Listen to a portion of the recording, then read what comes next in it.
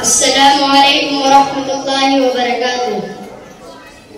تیرے ضمیر پہ جب تک نہ ہوگی نزول کتاب، تیرے ضمیر پہ جب تک نہ ہوگی نزول کتاب، گرہ کشا ہے نہ رازی نہ صاحب کشاف۔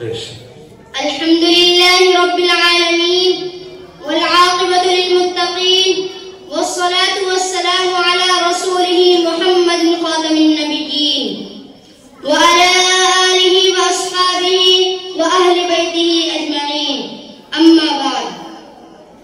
جو چلے اس کے اشارے پہ پائے وہ منزل، جو چلے اس کے اشارے پہ پائے وہ منزل، یگانہ راہی بنے خاص و عام ہے قرآن۔ برادران اسلام، آج اس بزم پربہار میں قرآن مقدس کے اعجاز کرام اور فصاحت و بلاغت کو بیان کیا جائے گا، جس پر عمل کرنے سے انسان کامیابی اور کامیابی کی منزلیں طے کرتا ہے۔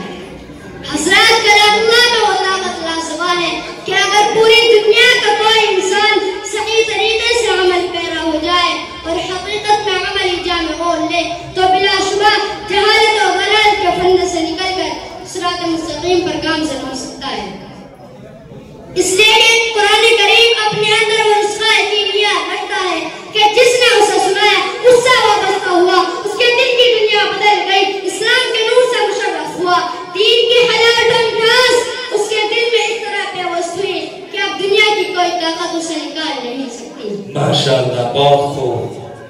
آج اگر ان نازک حالات میں امت مسلمہ کے لیے کوئی چیز کافی و شافی ہے اور بڑے بڑے لوگوں میں انقلاب لانے والی کوئی کتاب دنیا میں موجود ہے جو ان کے نسبت کے ستاروں کو چمکا دے تو وہ صرف قرآن ہے۔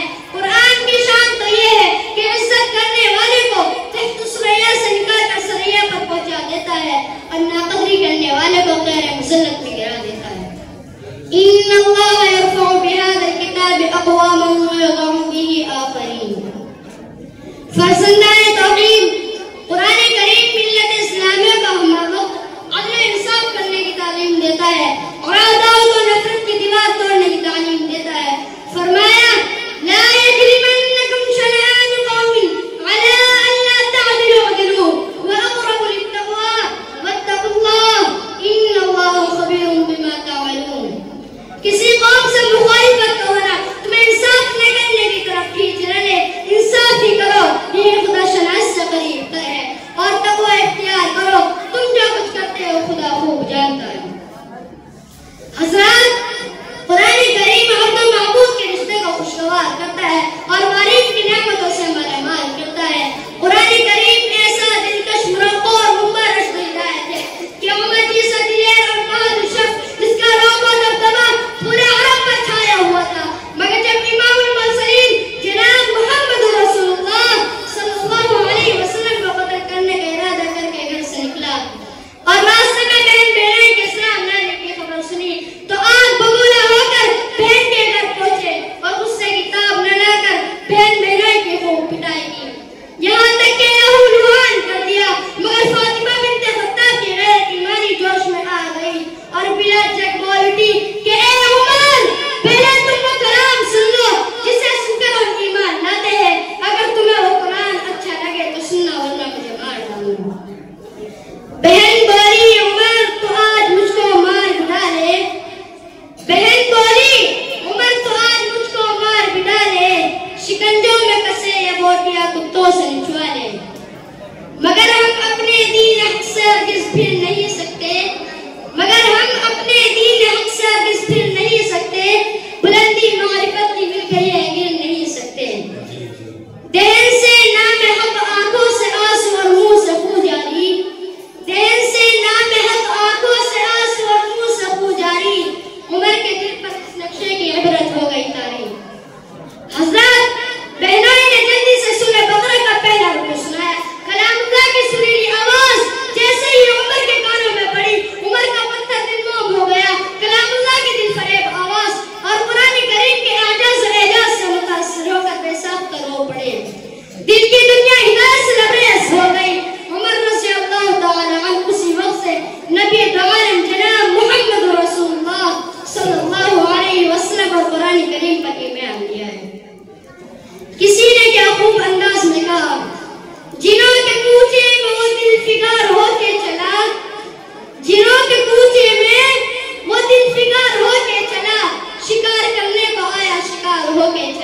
ماشاءاللہ بہت خوب حاضرین کرام، تعجب تو یہ ہے کہ جو گھر سے رسول اللہ کا وجود ختم کرنے کے نام سے نکلا تھا، نہ رہے گی باس، نہ بجے گی بانسری، وہی نثار و فداکار ہو گیا۔ رسول اللہ کی محبت سے ان کا دل ایسا سرشار ہوا کہ آج انہیں فاروق اعظم کے لقب سے یاد کیا جاتا ہے۔ در حقیقت قرآن ہی کا کرشمہ تھا کہ ان کو کندن بنا دیا گیا۔ قرآن کریم ایک مکمل نظام حیات اور دستور زندگی ہے جو دنیا والوں کو جینے کا سلیقہ، رہنے کا رنگ ڈھنگ بتلاتا ہے۔ یہ ایسی جلول القدر کتاب ہے جو اپنے معانی مطالب کے اعتبار سے بحر ذخار ہے۔ آسمانی صحائف میں قرآن ہی وہ کتاب ہے جس کی ابدی روشنی نور انسانی کی رہنمائی اور رہبری کرتی ہے۔ انسان کے اجتماعی انفرادی زندگی کے قوانین کو بتلا کر منصف عظمیٰ پر فائز کرتی ہے۔ حاضرین کرام اور میرے پیارے دوستوں، قرآن کریم پوری انسانی برادری کو اخلاق فاصلہ، صفات کاملہ اور فضائل محمودہ کی تعلیم دیتا ہے اور ماں باپ کی نسبت فرماتا ہے۔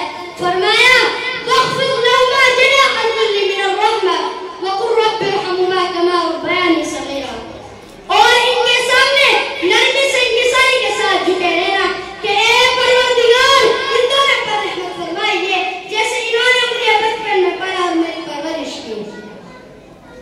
قرآن کریم وہ بحر بے قرار ہے کہ جس کے اندر ہر قسم کے مضامین عالیہ، معانی نادرہ، پہلو با پہلو نظر آتے ہیں۔ زندگی کا کوئی ایسا شعبہ نہیں اس کا احاطہ قرآن کریم نے نہ کیا ہو۔ اسلامانی کتاب کے مقابلے میں آج تک نہ تو دنیا میں کوئی کتاب آئی اور نہ کسی شخص نے ایسا کلام پیش کیا۔ قرآن کریم نے ڈنڈی کی چوٹ پر اعلان کر دیا قُلْ لَئِنِ اجْتَمَعَتِ الْإِنسُ وَالْجِنُّ عَلَىٰ أَن يَأْتُوا بِمِثْلِ هَٰذَا الْقُرْآنِ لَا يَأْتُونَ بِمِثْلِهِ وَلَوْ كَانَ بَعْضُهُمْ لِبَعْضٍ ظَهِيرًا۔ اگر تمام انسان جنات اس بات کے لیے جمع ہو جائے کہ ایسا قرآن بنا دیں گے تب بھی ایسا نہ رہ سکیں گے اگر وہ ایک دوسرے کی کتنی بھی مدد کر دیں۔ پھر چیلنج کرا اس جیسی صورتیں ہی بنا لا دے، اس پر بھی کوئی جواب نہ آیا۔ پھر چیلنج کرا اس پر بھی کوئی جواب نہ آیا تو ایک صورت کو کہہ کر بھیجا، اس پر بھی کوئی جواب نہ آیا جس کے جواب میں آج تک پوری فضائے آسمانی میں خاموشی قائم ہے۔ اللہ رب العالمین نے قرآن کو نور بخشا، فرمایا قَدْ جَاءَكُم مِّنَ اللَّهِ نُورٌ وَكِتَابٌ مُّبِينٌ، تمہارے پاس اللہ رب العالمین کی طرف سے ایک روشن چیز آئی اور ایک واضح کتاب۔ قرآن کی عظمت اور رفعت بزرگوں پر طریقہ انداز ارشاد گرامی سے لگایا جا سکتا ہے۔ لو انزلنا هذا القرآن على جبل لرأيته خاشعا متصدعا، اگر اس قرآن کو کسی پہاڑ پر نازل کیا جاتا تو وہ پہاڑ ریزہ ریزہ ہو جاتا۔ اس کتاب مبین کو برداشت کرنے والا صرف ایک ہی قلب پیارا ہے جو جناب نبی عالم، نبی آخر الزمان محمد مصطفیٰ صلی اللہ علیہ وسلم کا قلب مبارک۔ قرآن کریم کا بھی ثبوت یہ بھی ہے کہ تمام مومنین کے حق میں شفا اور رحمت ہے۔ کتب سماویہ میں قرآن کی خصوصیت ہے کہ جو اپنے صحیح روم میں آج بھی دنیا میں موجود ہے، ورنہ آج تک اس دار فانی میں جتنی کتابیں نازل ہوئی کوئی ایسی کتاب نہیں جس میں تحریف و ترمیم قطع و برید نہ کر دی گئی ہو۔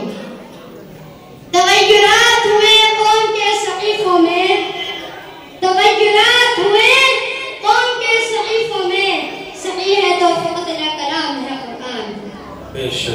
حضرات، قرآن کریم ہی کا اعجاز ہے کہ جس طرح اس وقت لوح محفوظ ہوتا تھا آج بھی اسی لوح کو پلٹ پر پایا جاتا ہے، آج بھی حفاظ کے سینوں میں اسی طرح موجود ہے۔